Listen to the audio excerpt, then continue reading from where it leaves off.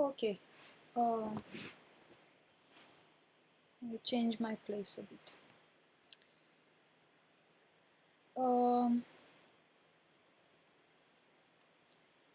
Okay, so I think I wanted to see if I can touch a bit on a subject, um,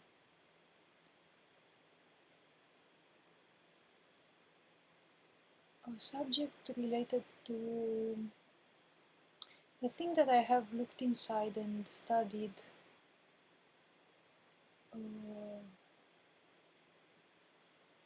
for some time, maybe even 2 years now. Uh, I I can't say I feel I have it 100% clear or being 100% satisfied with it, but I think everything is an ongoing process. And I know that chances are, from my entire experience with life, that there will never come a time when I will be satisfied enough. It's always like I'm learning something, and then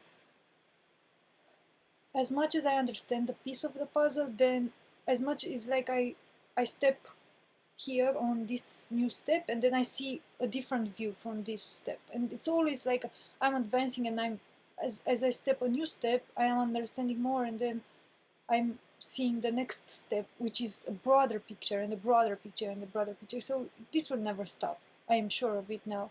But um, it's again on the subject of emotions. It's a subject that I have the capacity to look. Apparently, I have a certain capacity to look in a certain amount of detail and precision in it, because apparently my system is having some devices, or I haven't yet been able to properly identify, but it has a way of being able to really perceive emotions and perceive the intricate way in which they unfold and they work.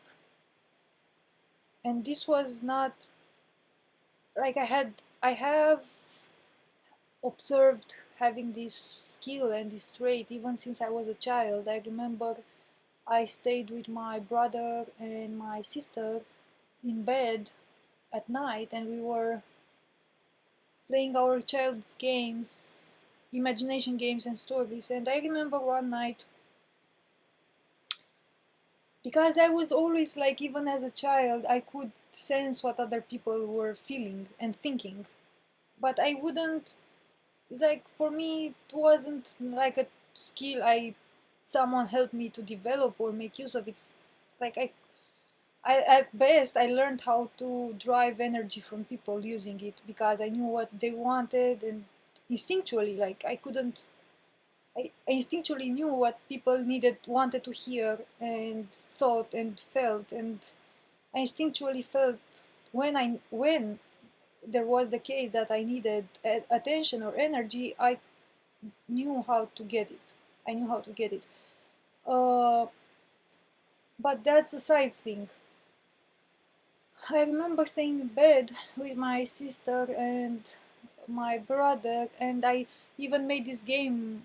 I remember it was one night, and I made this game, and I told them, like, look, ask me something, like, give me a situation or ask me something, give me something to tell you about you, about what you're feeling. And they told me, well, okay, can you tell me what I'm feeling towards this person, or how I'm feeling in this situation? And I remember I told my brother, like, literally almost word by word what he was feeling towards, and like the intricate, I told him the whole map, like, not, you are feeling like that. No, was telling him, you're feeling like that, and because that it's like that, and you're like that, and in that moment, I made him the entire map of everything he was feeling towards this girl. And he was like, whoa, like, yeah, that's exactly how I feel. And I somehow, there is this trait apparently which actually has its good side and its devastating side, because I'm still I still feel I'm not able to properly behave as a human being, as a like well-functioning human being, because it is devastating to me only to walk on the street. It is almost impossible to have a conversation with someone and not feel ex- exactly like I almost faint inside. I can't deal with how strong the emotions are.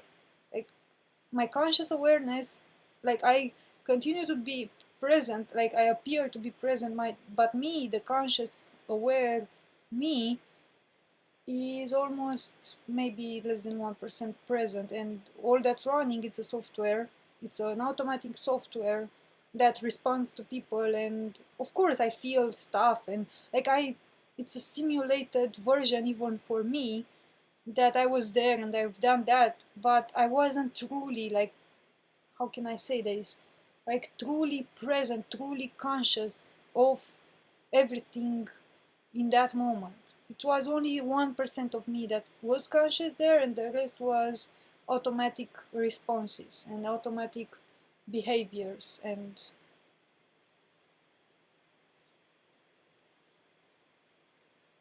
so I think with any type of skill, um, it can be damaging until one really learns to use it. I was thinking now of these maybe X-Men who had, all of them had those powers, but until they learned how to use them, they were really damaging the environment and themselves. And I think this is true for any type of skill, especially if it is a sort of innate kind of skill, even if it is intelligence or emotional, empathic perception, or anything in a sense. Um, even even more if it is it has a certain power, that skill, then I think it drives most individuals, it mostly debilitates the individual, because there is no proper training, and we really, let's say, find ourselves with these skills, and we don't know who we are, and we don't know what we are doing here, and we don't know nothing at all. And more so, we have the skills and we feel debilitated. And some people, for example, are having, in my opinion, incredible type of perception, mental perception, which, God, I feel in awe when I look and understand them. And most of them have been labeled here with mental diseases. Like those were labeled like mental diseases, but in fact were incredible psychic skills. And yeah, they can be debilitating until someone comes and teach this being how to work with its skill, how to, like, until Xavier comes and takes that being and teaches it to conquer its own force, to conquer its own, to master itself, in a sense. So for me, I think it's quite recent that I understood the skill. I happened to observe having, it's difficult to say that I have it. It's like something that I observe, it runs now. maybe tomorrow it will cease to be. But I observe myself being under the effects of this. So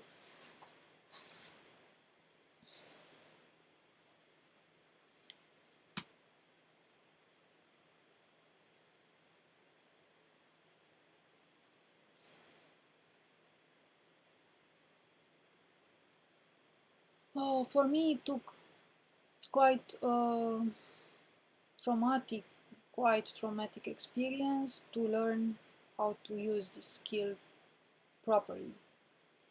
Quite traumatic one, like near death experience almost, like not dying myself, but being near the verge of really ending this experience, not like suicide, but like being in an experience that put me very close to die, to death. And that is when I, something within me, like in the most like verge of terror, I somehow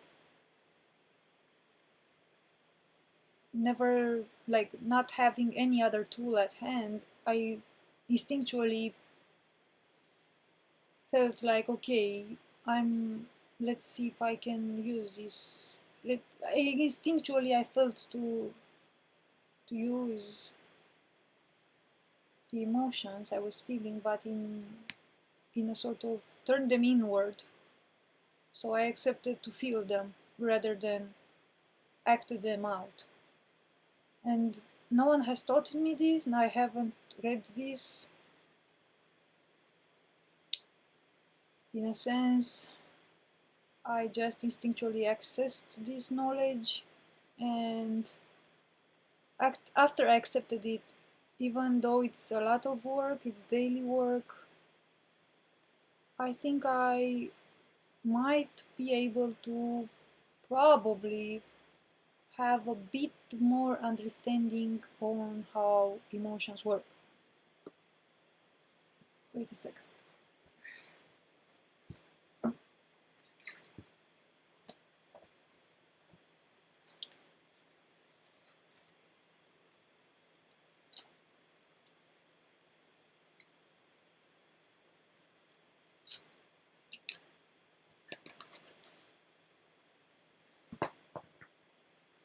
So,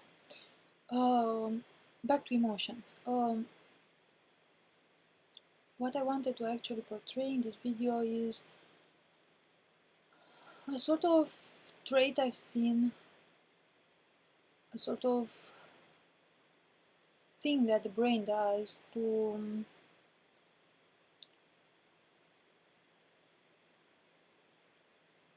try to protect the conscious mind from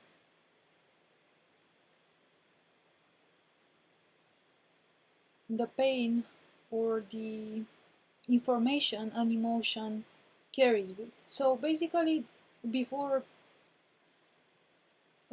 saying what the mind exactly does, and it's, in my opinion, detrimental to our um, experience as a alive, truly alive human being.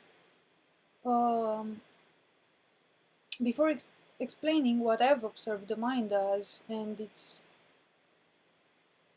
something, as I said,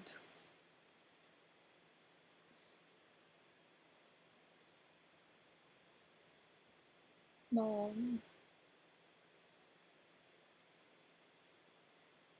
debilitating our alive human experience, is that I need to briefly portray that the way I see emotions is that we have the unconscious, which is, in my opinion, the way I view it, uh,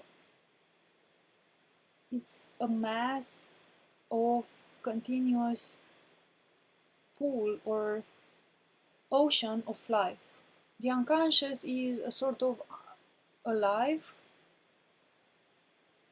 water or ocean that contains a lot of information about what we are, who we are, life in general, and all existence in this universe. It's a specific type of pool, a specific type of ocean, which contains the wholeness of everything there is to know about who we are and life in this universe. It's in ourselves, it's in our unconscious part of ourselves.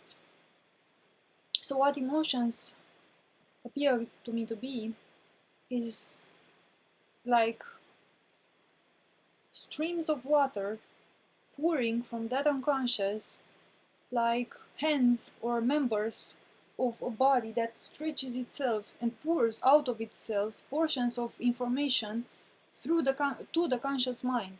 So emotions are the first messengers or the first rivers that pour from this vast ocean of life towards us.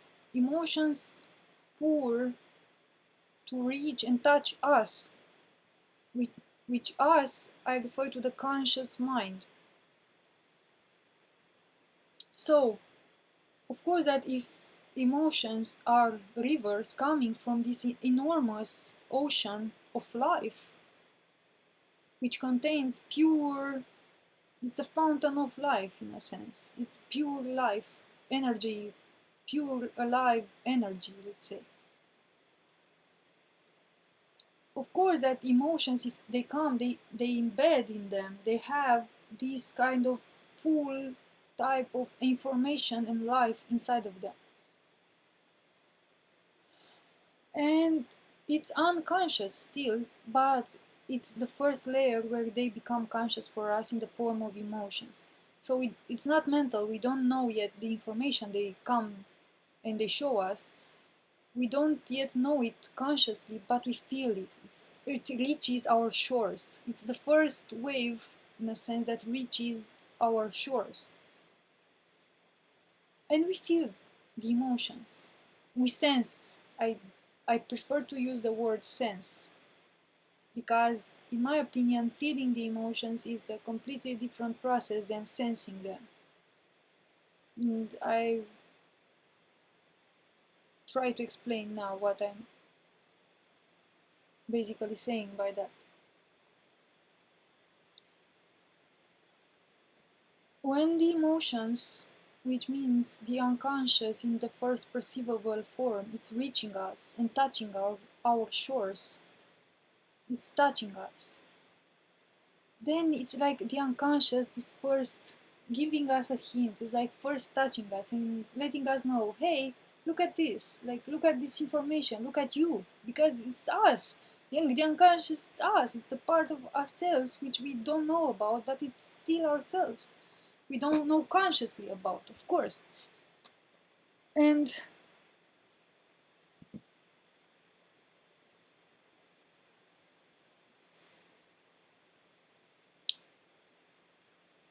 the thing is that I have yet to see it better, but something happens here in the current human psyche, is that it appears that the current human psyche has a sort of thing that appears to be quite scared of anything unknown, of anything that is not under the radar of what it already knows. And the first response that only this present human psyche does this, the first response in the present human psyche is to try to deflect or reject any emotions that touches us. And we might feel, well, it's not like that, because I feel my emotions, like I know when I'm angry and I know when I'm sad and I know when I'm joyful and I know what I'm feeling like. I'm not rejecting my emotions because I feel them. Well, this is where the subtlety comes in. This is where I make the difference between sensing an emotion and feeling an emotion. For me, sensing the emotion is the way we usually, in our current perception, we are accustomed to think of we are feeling them, but I name that sensing them. Like I sense there is something going on. There is anger or there is joy. I sense there is something going on which I learned to label as joy. I would put it better like this. I sense there is something going on within me that I learned to label as sadness or as anger. So I know the labels of them. I know when I'm feeling eek, that's, let's say, excitement. I know when I'm feeling ooh, that's sadness. But that's only intercepting the signal. That's only sensing the signal. That's only first sensing it. The, that's different from actually taking the signal in and processing, like taking out the information, accepting to process the information stored inside of it. One resemblance we could make here to perhaps have a shot at better understanding this is the exact same thing with a piece of music or a sentence, a speech sentence. For example, if we have a radio device, let's say I am a radio device and the emotion is the radio wave that comes and touches my membrane and I perceive the emotion. And I, let's say, no, touches my ear. Let's say I am hearing a piece of music with my ears. So that piece of music touches my ear. I sense the music. I hear la la la la la pa pa pa pa pa pa. I hear the words. I hear the music. That's sensing the emotion. I hear there is music. But do I understand the meaning of the words? Do I understand the meaning in the words? Does the meaning of the words translates, like, do I perceive the meaning of the words or only that there is music here and I listen to it? So that's the difference between sensing an emotion and really feeling it, understanding the meaning of it, like absorbing the emotion and the information it stores inside as a meaning from the unconscious. So basically, the way I see it is that there is this mass of unconscious material which is ourselves. It's us, it's part of ourselves, it's part of who we intrinsically are, even if we like it or not, if we approve it or not, if we accept it or not.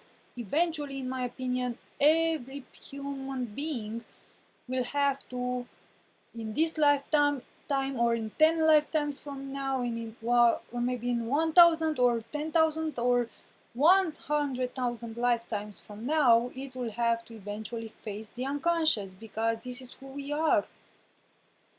This is who we are. We can run from ourselves, we can hide from ourselves, we can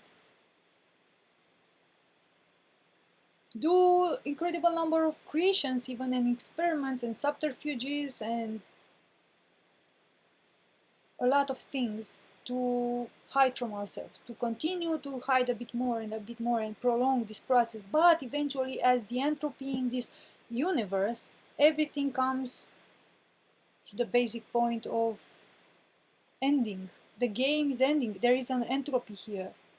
We will eventually, everyone is going, like, we are facing ourselves in the end, because this is who we are.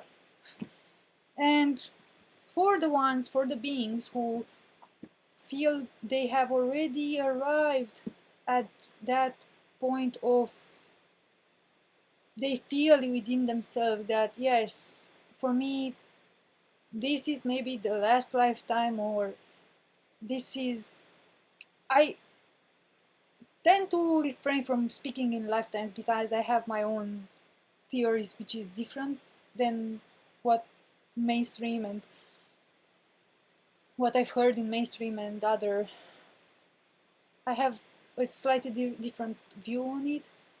So I refrain from saying lifetimes, but let's say an individual, there are individuals who really feel that in this moment they really feel they experimented enough, and they feel they reach that point within when they know they are at in front of that gateway, in front of that door towards themselves. They know they have arrived in front of that door. They haven't yet stepped through it, but they are there in front of the door, and they know, they can feel that.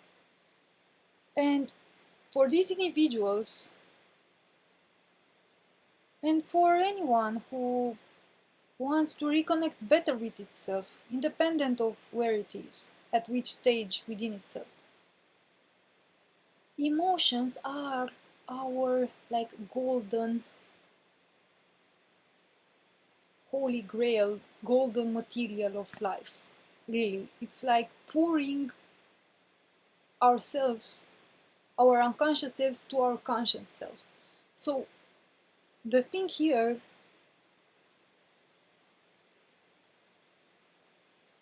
is that, as I explained, our unconscious is always talking to us, always talking to us. Like, it's always pouring itself through us. It wants to reach us. It wants to be seen. It wants us to see ourselves. It wants us to own ourselves, to be joyful, to finally be ourselves, in a sense, like to the full extent of that, what that means. And the unconscious is constantly trying to reach us, constantly pouring itself through us, through the language of emotions. It constantly tries to show us who we are. And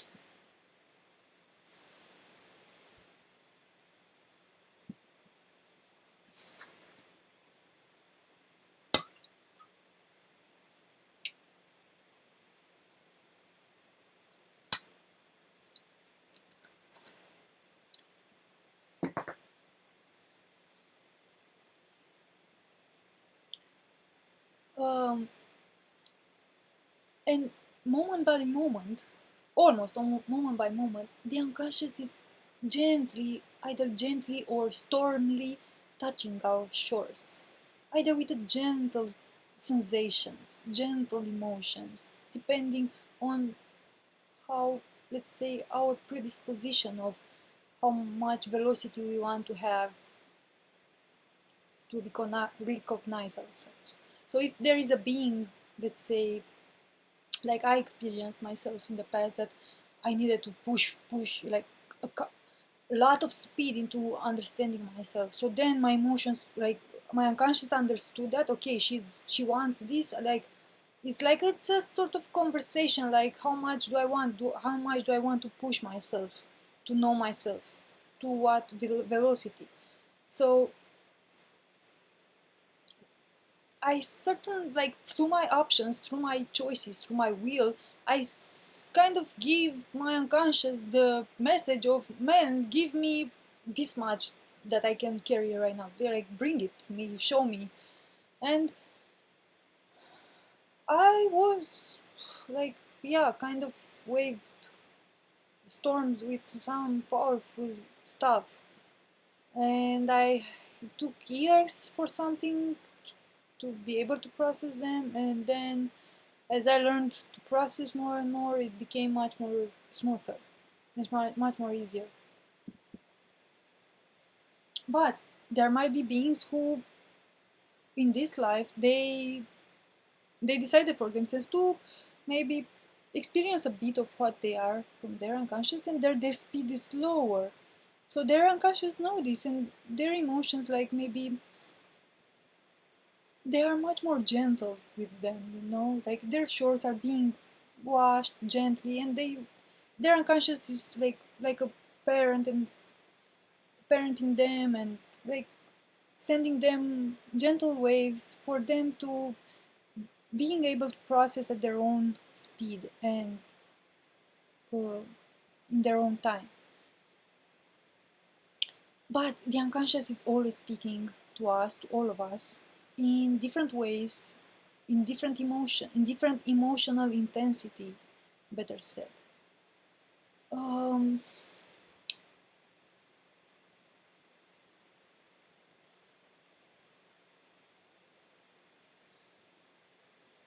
so the thing now is that, from my perspective and how I managed to see this whole human experience, which I personally call it a game in a sense, because it is for me kind of, this is how it appears.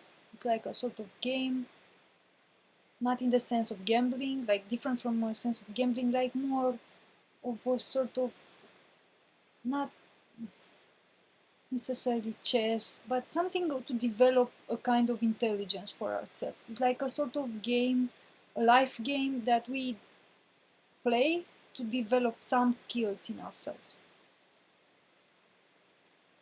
And different people grow different skills.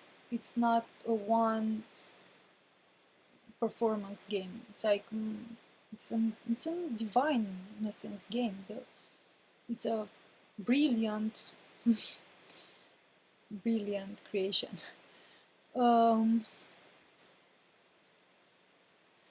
And the idea is that, in my opinion, we all came here to perfect and or see ourselves, see a part, a smaller or a bigger part of this unconscious self. Which means, if we, what does it mean to basically see the unconscious and to bring it into the conscious?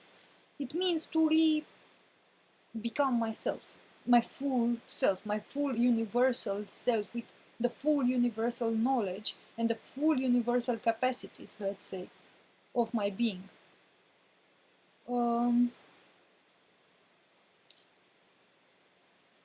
So for these beings who have done that, this is what, in human terms, it is called evolution.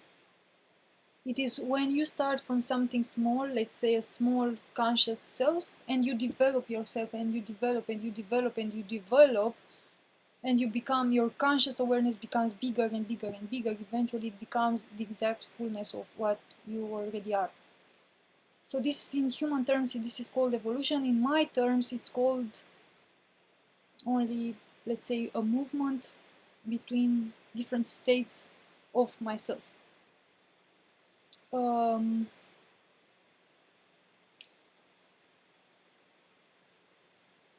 So let's say my purpose in this game, or society's purpose, or us as human society's purpose, let's say in this stage of this level of this game, was maybe to move our consciousness from this certain self-aware beings to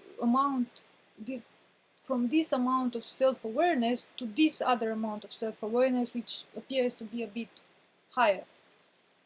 And if we as a human collective move from something of less awareness to more awareness, and that's our collective movement, we make a collective move, like we would be all of us one single being, let's say, and we would move, then if that's our purpose and that's our target and that's what we, from our soul, we know that's our purpose, we feel it in everything around that pushes us to evolve, pushes us to move, to understand more, to be better, to develop more our skills and so on. So it's a constant strive we see in ourselves for better developing ourselves. So this is a evident trait of our human collective at this moment, in my opinion. So if this is our goal, then anything that, let's say, our goal is to grow, to evolve, to more and more aware states of ourselves and re-own more and more of our true identity and true capacities, then anything that impedes that goal is viewed as stagnation. Anything that makes us derive from that path into any other side paths, even though it might appear these side paths might hold the illusion that they bring us faster to our goal, or that we have moved faster, or we are better, if we don't follow that specific path of the soul, which we internally know when we are walking the right path, we really know it. Like there is an internal signal which shows us step by step if this is the right step and or this is not the right step. So any side way, it's actually, even though it appears we might have moved forward, we actually, there is a stagnation there from the soul path point of view. So the way I view it, it's the soul has one specific path. It wants to go that way. It's a specific path. And anything that is not that, it's stagnation. Although it might appear that there are numerous, like the way I see it, the soul has one single path. But reality here has infinite paths. But my soul has one single specific type of path, which is unique to me, in a sense. So anything that I do outside of that path is stagnation. Although here in the human terms it might appear, well, yeah, you didn't stagnate it because look now, like now you have a $1 million business. Yeah, but is that on my soul path? It might be. Like that might be on my soul path, and that's whoa.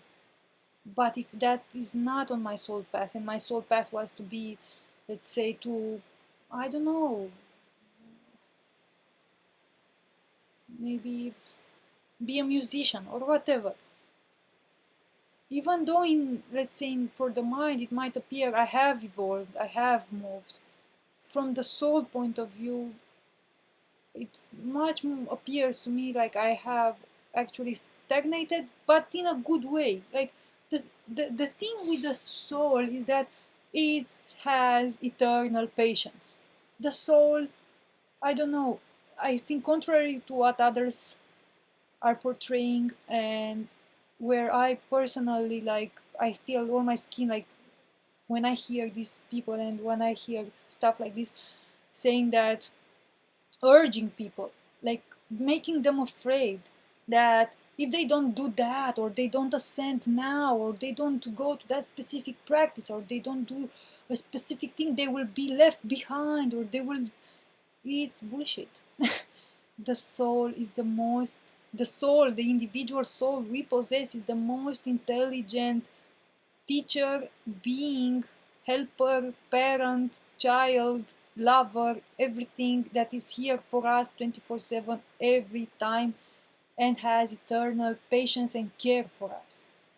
If we, like, we could have been spending 10,000 lifetimes just drinking and making fun, and that's, the soul enjoys every choice we make. The soul loves every choice we make. But when we feel ready to make the next step on the path of the soul, then the soul is saying, oh yeah, you want to move? Okay, let's go. Like, it was fun, but let's go. Now, what happens when we feel, there is also this option of many souls, many beings here in this life, including myself, we have felt a lot of pain, not knowing where it comes from, and I eventually understood it was pain coming from me not leaving the path of the soul. And that's because in this specific experience here in this life, I specifically decided that this is what I need to do in this life. Like, maybe in other lifetimes, maybe I spent 1,000 lifetimes just fooling around and drinking and making fun of myself and I don't know, playing Tyrant or playing Angel or whatever I wanted to play here in creation. But now, let's say in this specific life, I know I said, man, this for me, I need to do that. I need to walk the path. In this life, I need to walk the path. And because I said that for myself, I really feel it here. I really feel when basically I'm not doing what I came and set for myself to do. I feel pain. And I much time I didn't know where it comes from. But then I started to pay attention and work with myself, and little by little I understood where it comes from, and now I make this practice of really listening. This is one important practice which I make, is listening. Listening to the voice of the soul, listening to the next step, listening to if everything I only try at this moment. I can't say I manage to do it all the time, but I try at least to check if the word I'm saying, the way I move, the way I dress, everything, the way, like everything I emanate from my life experience, is it according to the path I know deep within. I know when something is right for me or right for that soul path or not. I immediately know it. Because I perfected this listening. We all have this trait of knowing when we do something that is truthful to ourselves or false to ourselves. We know that. But we don't have the means, the mental means to explain it. We don't have we don't have any backup to understanding society. We don't have anything, nothing, no one to tell us to learn from, that this is how the soul signals something, and this is how you should work with it, and this is how you should trust. And it's mostly uncovered territory.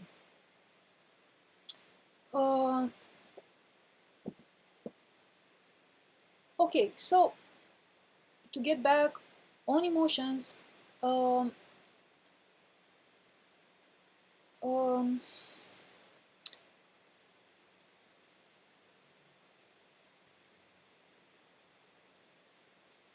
the idea is that we constantly feel the unconscious is constantly bringing to ourselves in the form of emotions. Our unconscious self is pinging at us, hey, look at you, look at myself,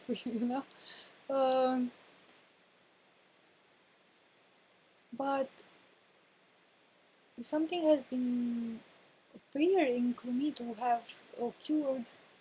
1 second, I need a bit of air. With the psyche we have, because somehow I can speak of myself and say that in my present human experience, growing up as a child, I almost had zero contact or zero information, teaching, or anything related to walking my real path. And because what I observed in reality, outside reality, I observed different other paths, different other type of behaviors, different other types of expressing emotions, different other types of thinking, of doing things, of living, of being, that which were almost antagonistical to my own real path of my soul. So from that point of view, I mostly lived with a sort of misidentified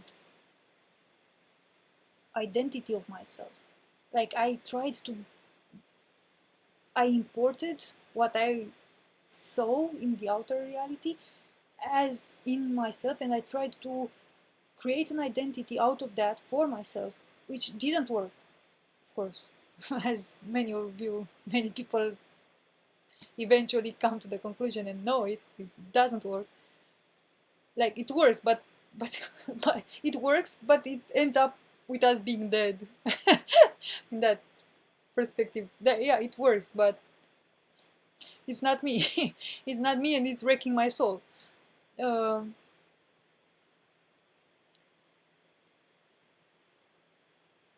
um, so then, apparently, I think that this is the one possible cause for why the psyche has it really tough, in a sense, doesn't have it easy, the psyche, to accept information about who we really are. The psyche, because it has grown from a very young age to the notions that it imported from the outside reality, it has now built a personality, an individuality for itself. And changing that personality, which took years and trial and errors for the psyche, and it has been a lot of suffering for the psyche to invent all of that personality. It went through a lot. Our psyche went through a lot since we were a child to build that entire personality for ourselves, to create a persona in this outer world that would be, let's say, viable and able to exist in the world. So, of course, the psyche has grown into building more and more on that false identity, that false personality, and improving it more and more, like a machine that you, day by day, we need to think about it like this psyche has worked maybe for 20 years or 30 years or who knows how many years, on building and refining that personality with each interaction, refining it a bit more, refining it a bit more, refining it a bit more. With each encounter, each situation, each interaction, everything it learned from the environment, it put into that personality. It's obvious. We need to understand that our psyche has done its best to protect us and to offer us a way of being into this world. But now we, the conscious being driving the human psyche, we come now and say, yeah, but you see, there is the soul and the soul path, and it's a lot of pain. The personality here creates a lot of pain for the souls, and we must resolve this. So now the psyche alone doesn't know anything else than that personality which it built. The mind alone knows that. So the mind, it's open. Yeah, okay, tell me, but I built this for 30 years. Now what do you want me to do? Well, I want you to start helping me and listening and relearning the soul language now, and the soul characteristic, and the soul path, and the soul skills, and everything we have in our unconscious, and use that, which is our real personality, our real identity. That's what I want you to do. Me speaking to the mind. And the mind is, as I learn, the mind is as willing to do that as our will is. So if my will is strong enough, and I know what I want to do, then the mind is cooperative. It immediately jumps and tries to find solutions and tries to, okay, we will leave this personality here, we will use it at times, and then in the sideways we will bring up and start really constructing the real castle out of the real. We'll start bringing to surface, but in the meantime we'll keep this one here when we need to go in society, and maybe we don't know how to react yet to some situations, we will still use that. And I say, yeah, good team, wow. You see, the mind is very cooperative if I really know what I want and I really know what my will is. But where the mind is difficult, at least, or uh,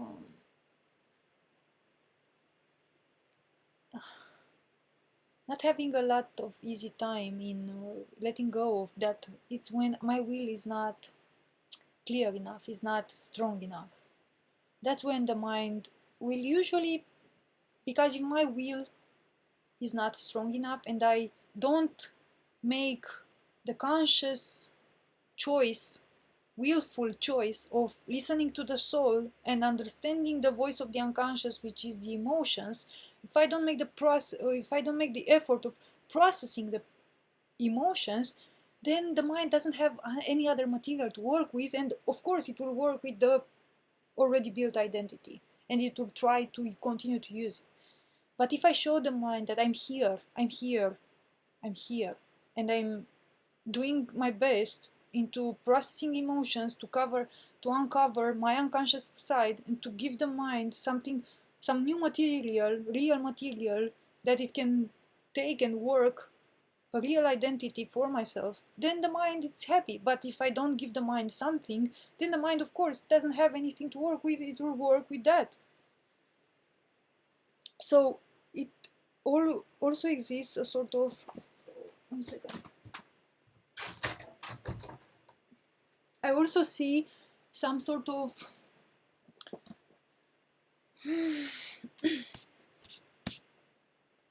some sort of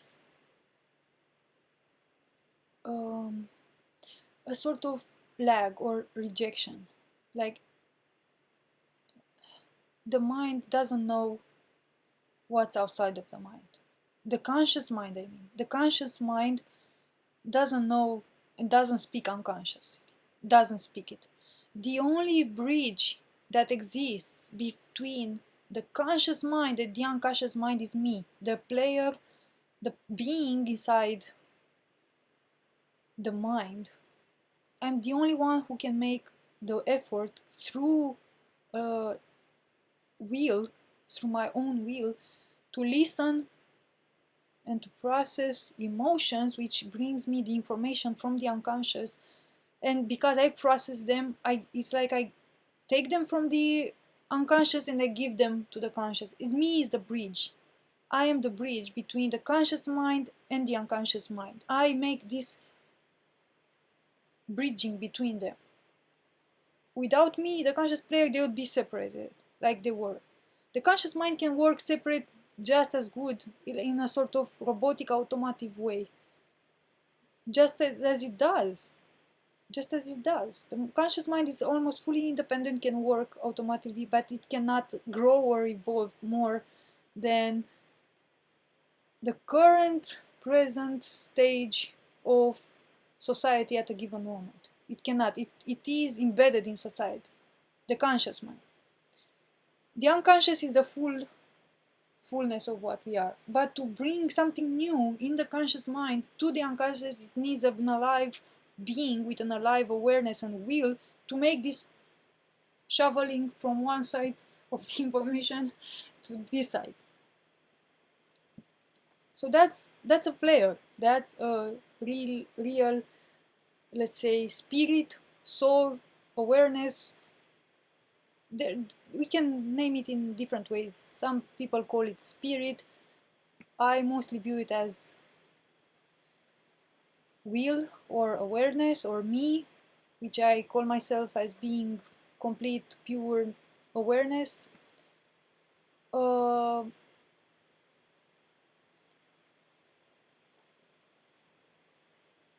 so the last thing I first had the impulse of letting out and portraying is that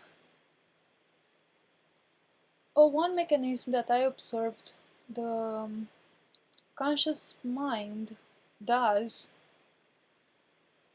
when it first interacts with an emotion. So if I am going to go back to what I said about emotions, what I explained about emotions, um, the way I said they are messengers of the unconscious, they are rivers that pour from this enormous ocean of life. They are rivers that pour from the ocean of life to our conscious mind. And they pour. Um, when these rivers of unconsciousness touches the conscious mind, as I explained, the conscious mind doesn't speak unconscious, doesn't know unconscious, doesn't has zero clue of what unconscious, how to eat unconscious or handle unconscious. So it doesn't know how. So the first step of the mind, of the conscious mind, is to take that emotion with all its charge, and because the mind doesn't speak emotions, as the conscious mind doesn't speak emotion, as we all apparently know,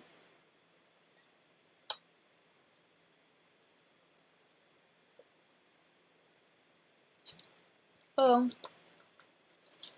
what it does is that it tries to, it has a certain number of solutions, let's say. One, it tries to rationalize emotions. It tries to label them in the sense of, okay, and tries to find a rational actions that it has learned from its environment in all these years. That, for example, if an emotion of anger comes, then it shuffles the drawer of past memories and experiences and sees, okay, how do we react now to anger? Well, we usually react like this to anger. We cry, or we shout, or we hide ourselves, we shy away, or we hurt ourselves, or so it usually tries to not process the emotion, not see it, not really have make space for it, but tries to create an action in which, through that action, it could release itself, release the emotional charge. Because this is another topic, and I think this recording will be too long if I touch upon it. Actions are carriers of emotions. If I do an action, let's say if I'm angry and I punch something, then I feel a bit released. But it's like my action carries my emotion forward. So it's not, it's only, it's like I pull it away from me and I take it and I give it to someone else or something else, and I say, yeah, you process it, you know? Yeah, take it. And that being doesn't process it, and that being doesn't process it, and usually nature kind of recycles it and takes it back to the unconscious, or some other, like they say, you know, they say that there are sort of all kinds of entities, and like even all kinds of entities, let's say, or energy vampires also, that catch and eat those emotions, that we willingly we give them away. We willingly take the material from our unconscious, that spring of life with everything, that energy in it, and instead of feeling it and absorbing them inside of us, we put them inside an action and we give launch them away, and it's usually either consumed, either recycled back with nature recycles them back in the unconscious. Um, so that's how it happens. It's this recycling over and over. Emotions try to come to us, we pass them away, we don't grow.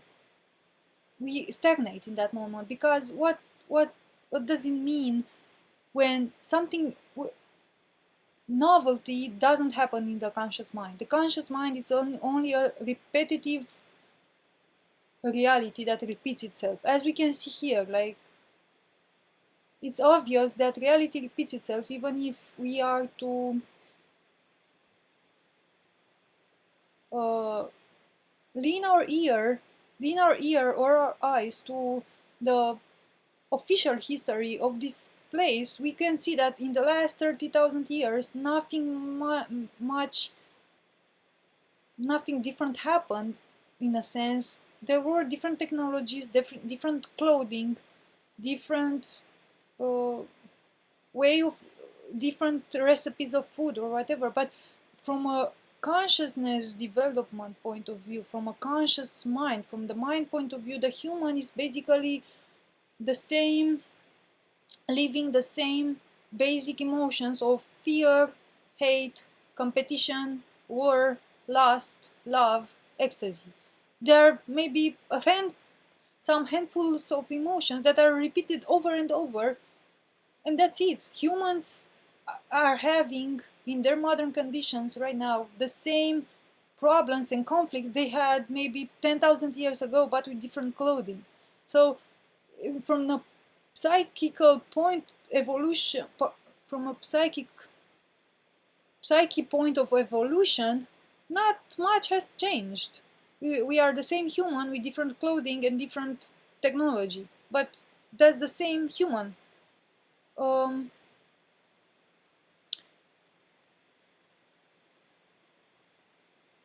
So, in my opinion, and from everything I managed to see, this happens because novelty and something that would be truly new for our psyche, individually and collectively, would always comes from that fountain of life which we call unconscious, and it always comes from processing emotions, which are the messengers, which are the rivers that brings us novelty. Emotions brings us novelty. But now let us see. Oh, and I said the brain, the mind has different solutions to deflect emotions, and one is to create an action and give it away. Another one is this kind of mental chatter. Mental chatter. Mental chatter is when why do we experience, like, everyone talks about, like, I am amazed when sometimes I see humans, like, talking about stuff. I mean, I am in awe and I feel glad to see they observe that process happening, which is a big deal in itself. So I feel in awe, and I feel glad to see humans have collectively, or in a mass point of view, have understood that there are these thoughts running through our heads over and over, repeating uh, notions and mm,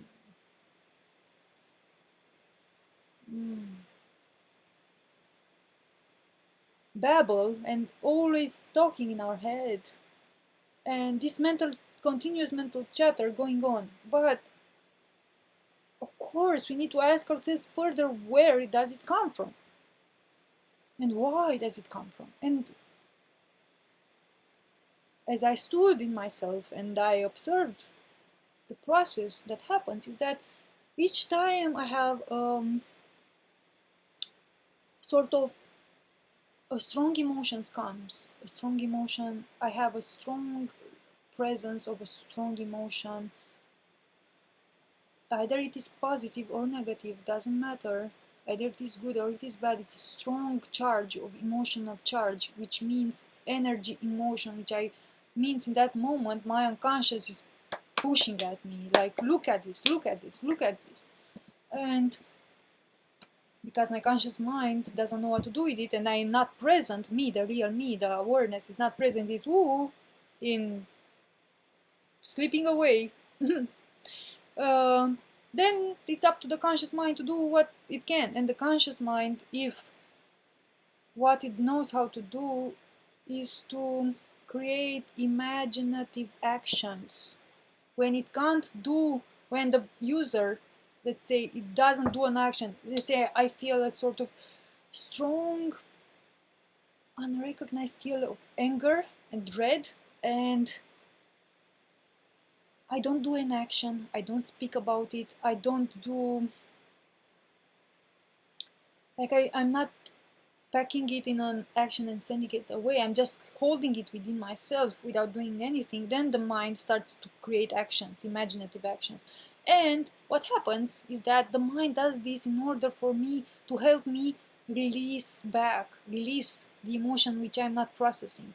The mind does this in order to like release the emotion bit by bit, word by word, thought by thought, into back into the etherical realm of nature here, and either it is eaten by entities, that energy which I give off, either it is recycled back into the unconscious. It's always recycled back into the unconscious, even if, let's say, yeah, so my theory is that these entities are just, let's say, the mechanism of the unconscious absorbing back its energy.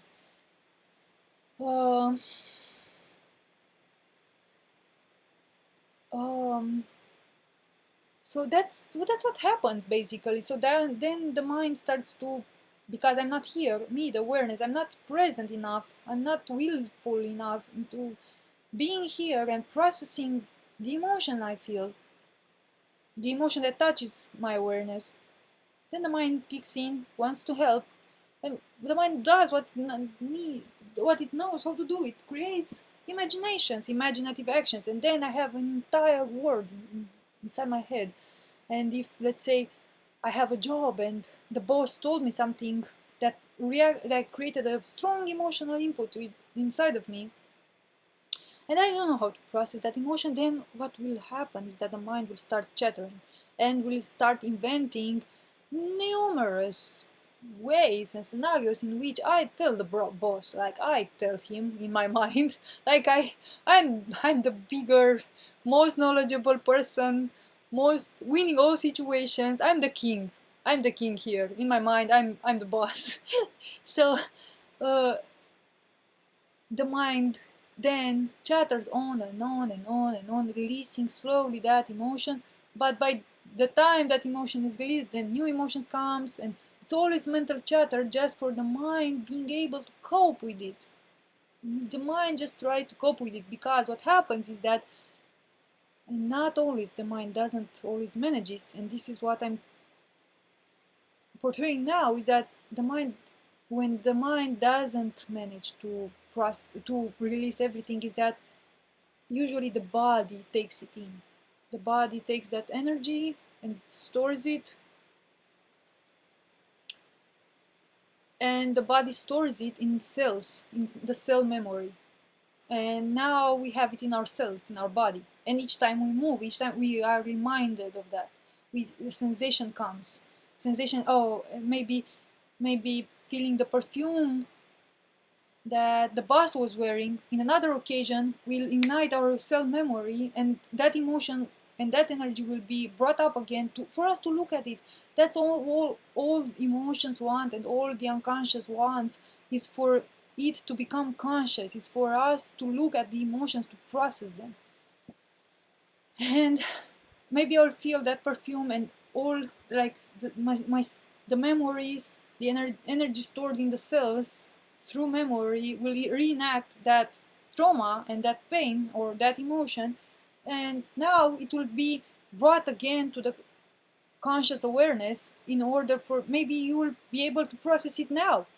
And now I start talking about it or doing an action, and I again don't use it, and that's it. It's like cycling over and over. This is why this whole, in my opinion, through my observations, is that this whole human play is one big repeating stage for the last 3,000 years. It's like the same repeated thing, because humans have yet to learn to smoothly and easily process emotions, easily accept to feel. That's the most in my opinion, the next stage of evolution is to learn how to feel emotions. And now that I got to this point,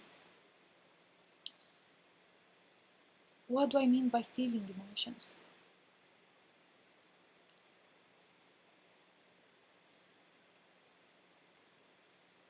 Um,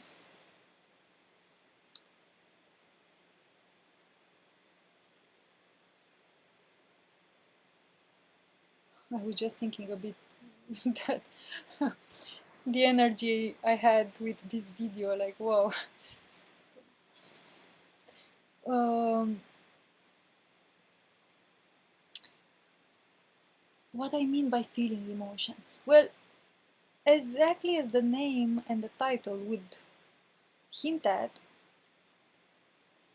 feeling means feeling. Feeling means once I have an emotion, once I sense there is an emotion in my awareness, instead of talking about it, talking or reacting to it. So that would mean passing it forward, rejecting it. Instead of trying to solve it with the mind and the mind would start to chatter. Instead of letting my body take it in, which by the way, I have yet to cover the fact that, oh yeah, I said that the body stores it in the cellular memory. But if an emotion continues to happen repeatedly and the user doesn't process it, it eventually the body tries to process it, but the body cannot process the emotion, it can only store it. And it will store it, and it will store it, and it will store in the body, in the body, in the body, until sometimes the cells, the coding in the cells, like the body eventually makes it more. That's the last stage when the body makes it quite evident for the user. There's something to you for you to look at, and people call these illnesses or diseases. But it's only the body's way of saying, man, you have to look at this. You have to look at this. Like we have been storing this for 10 or 15, 20 years. You have to look at this. Or maybe how, who knows how many generations, because it's passed through DNA. Many emotions are passed through DNA. This is why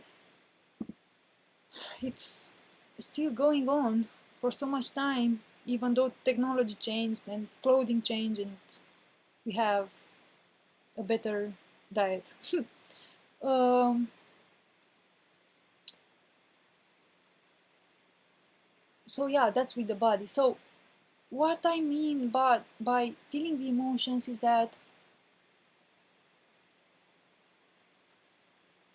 when I feel the energy coming up, I know it's something I have never, I don't know what it is. I know it is requesting me, requesting my full attention. Like if, for example, if I'm doing something and someone tells me something and it immediately stirs an emotion in me, in that moment I should stop.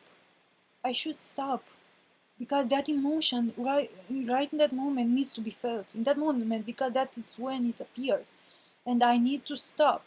Either I find a place, I go to the bathroom, I go outside, I request a bit of moment, or I wait until the meeting is over or whatever I'm doing is over, and I go and I process the emotion, which means I let the emotion infuse my awareness and I feel it. I don't react to it. Firstly, if someone tells me something, I first need to feel the emotion before I react to it. If I react to it immediately, it's gone. Like I pass it forward, it will come once again in another form through another person. Um, so I need to refrain from reacting to it, first of all. Then I need to feel it. I need to let it infuse my awareness. And most of it, I can tell from my experience, this the summing up of will to do this is the most difficult part, in a sense, that not so easy part. It will require will. It will require will to do this, because why? Because the conscious mind has never been taught or trained to do this, and it, for the conscious mind, it's like, what the fuck, why are you putting me to go through hell when I can stay here and eat ice cream or chat with my friends or drink a beer? Why are you putting me to go to hell? Why are you putting me, as I said, the conscious mind doesn't speak unconscious, it doesn't know. So put a conscious mind to be present and aware of something which speaks unconscious. It's like something, but why are you putting me to this? It's not me, it's not. And you say mind, conscious mind, we need, now we are evolving a bit. Put that beer down or ice cream or whatever, we need to evolve now, and then you continue. And, uh,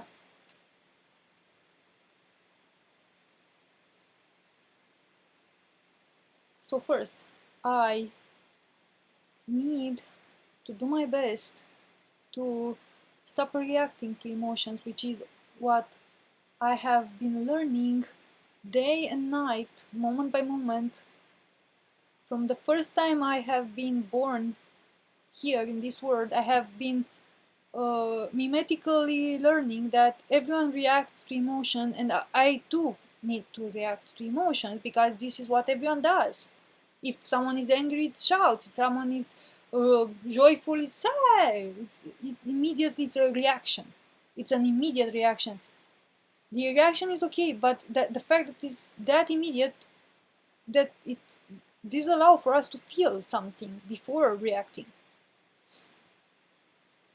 And first of all, I need to contain my emotion within. Then I need to let it infuse my awareness and be there with it. It's just moments, minutes, or usually it takes less than a minute, but I just stay like that and I let it infuse me. And sometimes it's not, for me at least, not that nice, not that good, because usually at first it's a lot of pain. It's not easy to stay and feel something I never felt before, something which makes me feel, what I like, how this, I don't know anything, like I'm so naked right now, I'm so vulnerable, and I put, like, I know the conscious material, I know how to work with it, but put me to feel something coming from the unconscious, something coming from something that I have never experienced before, and just put me and leave me there. It's like, you know how I feel, like I'm completely like a naked child surrounded by the dark, complete darkness, and I'm there all alone. This is how I feel, and I need to be there. I need to continue to be there, and I need to continue to feel. I need to continue to have that child absorb a bigger part of itself, because that's me. I'm feeling myself, basically. It's like having hands or members of my body that for some part of my life I only lived using my only finger, this my little finger. Let's say I have lived 10,000 lifetimes only learning to use this one, and now this one is like starting to touch itself and say, oh, but there is another finger here. It's, oh my god, this is me, this is my finger. So I'm so scared at first to feel there is another finger, and then to feel there is a whole hand, and then a whole body. Is like, but I'm scared at each new finger, at each, I'm scared. Oh shit, this is me. Oh my god. Oh, this feels so strange. Like, oh god, like, oh, like, of course it's novelty. Of course we are scared. Of course it's painful, most of it, because there is a lot of pain involved. Like this, as I always say, like this self-work, man, like this work with oneself is like, hmm, is a it's a true mastery. Man. It's like, I don't think, personally, I don't think there is a harder work in the human realm, not in the mining, not in any kind of work more dangerous and painful and requiring so much effort, but actually being so rewarding in the end. Um, so that's it. Then I let it process it, and then when I just stay like that, something changes. Something changes. Most of the time, I observe that most of the time it's not something. It's like, first of all, the first effect I feel is that that whole emotional charge which felt like pushing me to act or do something or eat something or have a I don't know, drink something or have sex or express or do anything to discharge or think or discharge me of it disappears. Like, I'm all of a sudden I feel as uh, such a distinctive feeling of peace. Like, it's a peace I only feel when I after that. It's like such a quietness, such a peace, but a true, like, steady, grounding peace. Like, I really feel home. I really feel home in myself when I do that. I really feel like I'm a bit more home. I'm a bit more myself. But it's impossible to describe maybe in words. But I feel quite peaceful. So immediately, everything that I was feeling like, "Oh, I want to tell him that to the boss," or "Oh, how he dared he," or what I will do with this, like, money thing or financial thing or worries, or immediately, like, it's like I remember it happened, but and I know, for example, I can still know, for example, if a situation was shitty in a sense, I can still know, okay, that was shitty, but I have a sort of peaceful awareness and discernment of all the factors involved. And actually what I discovered is that then and only then it's like reason and logic kicks in to such an extent where I almost clearly and perfectly know exactly my role inside that situation, my truest response inside that situation. And when I go and I respond to that situation, I am far from responding from an emotional point of view, but I'm responding from a truthful, authentic, reasonable, and logical point of view, which is actually non defensive, non attacking, and non collaborative as well. It's just purely, authentically expressing my truth in relation to that specific situation or that specific person. And it, from my experience, it changes the world. Really, it changes the world. It's changing the world, and it's changing myself. And what I observed also is that when I do this and I process an emotion like this, is that's the last time I feel that emotion. Until then, it will always come. Like, someone would hurt me in a specific way, and then I will stop talking to that person, or I would stop. I don't know. I personally, hmm. But there were people who take drugs or do stuff just not to feel anymore. But that situation would come up in another person, in another type of situation. We continue to recycle over and over. And what I've seen is that when I make that process of really feeling, that's the last time I really feel that emotion. That is like, okay, this is what is like the emotion is like, okay, this is what I wanted to give, like this gift.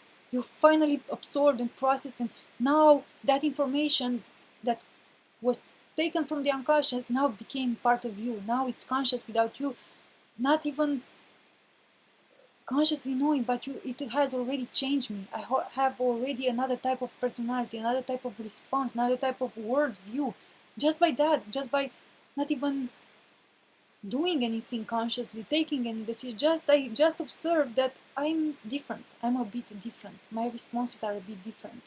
My way of understanding things or knowing things are a bit different. Because why? Because I am a bit more myself. Like, I gain myself more and more and more and more. It's like feeling an emotion brings me more of myself. I feel it, I absorb it, I become myself again. more and more and more. But the only threshold where we do really need to exercise and to apply a live will is on that tiny, tiny speck where we feel it. And God, it's so automatic and so instinctive and so robotic, the response of rejecting it, rejecting to feel the emotion, immediately saying something, talking something, thinking, starting to think, uh,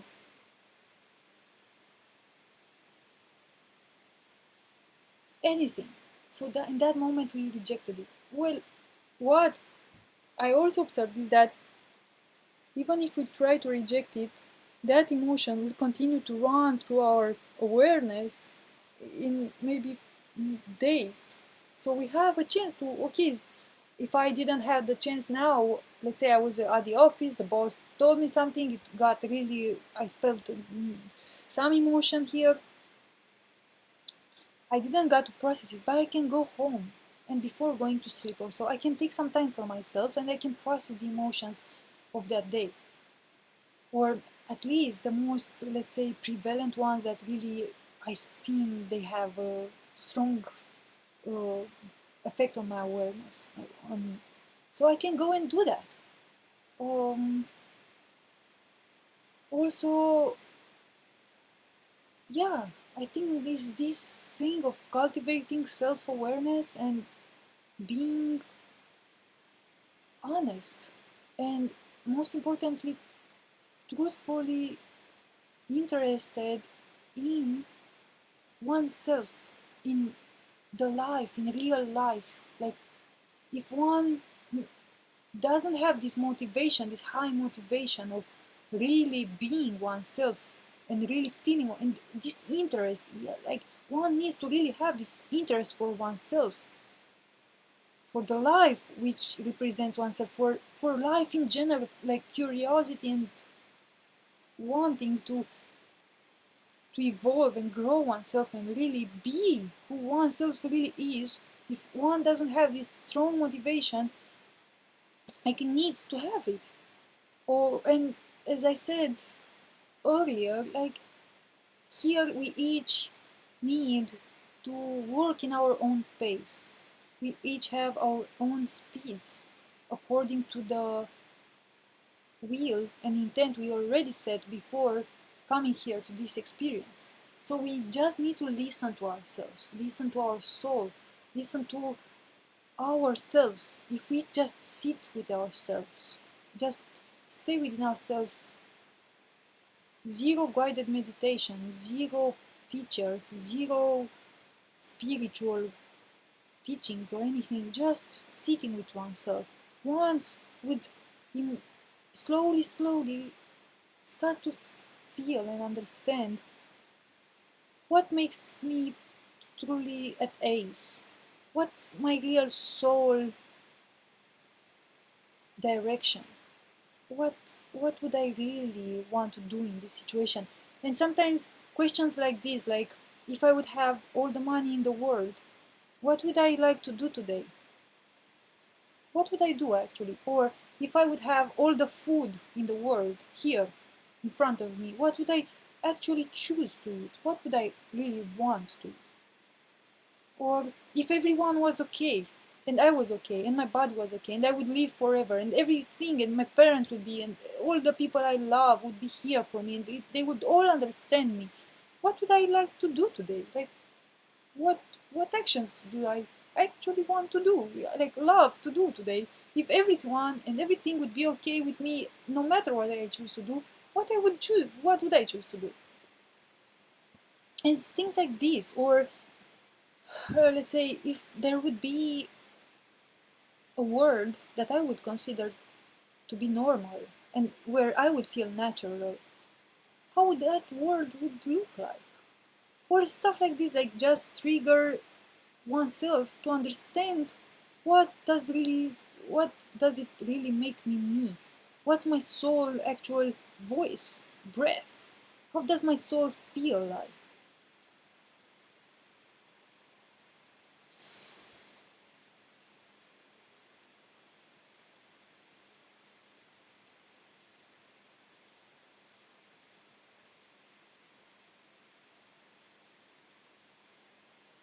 the greatest teacher that ever exists for any of us, it's here. We already have it. We just need to trust it. We just need to trust ourselves.